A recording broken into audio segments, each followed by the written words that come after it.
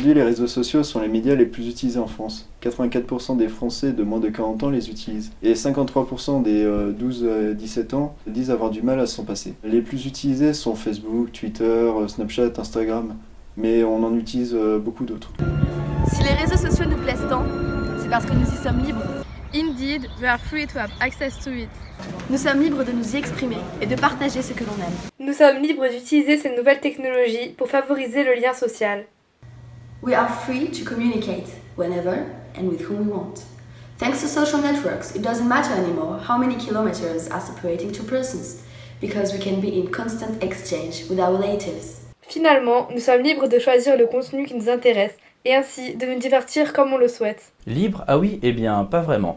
En 2011 déjà, Ellie Pariser développe le concept de bulle de filtre qui explique comment et pourquoi, grâce à la collecte de nos données personnelles, les réseaux sociaux font apparaître sur nos fils d'actualité du contenu qui est personnalisé en fonction de notre profil.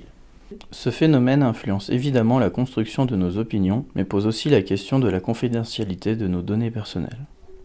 Si les médias sociaux et autres moteurs de recherche collectent nos données pour nous proposer des publications personnalisées, la récente affaire liant la société Cambridge Analytica et Facebook nous montre que cette pratique peut avoir des conséquences non plus à l'échelle d'un individu, mais à l'échelle de nos sociétés et influencer nos démocraties.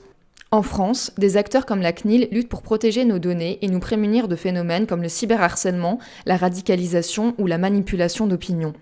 L'Union européenne œuvre également pour protéger les données de ses citoyens. À partir du 25 mai 2018, toute entreprise ou organisme qui collecte les données de citoyens européens devra respecter le RGPD, Règlement général sur la protection des données, un texte de loi qui encadre et protège les citoyens européens de la collecte et de la manipulation d'informations les concernant. Et nous, dans tout ça, est-ce qu'on n'aurait pas un rôle à jouer? On nous colle beaucoup d'étiquettes à nous, la génération des digital natives. C'est vrai qu'on est très présent sur Internet et qu'on utilise beaucoup les réseaux sociaux.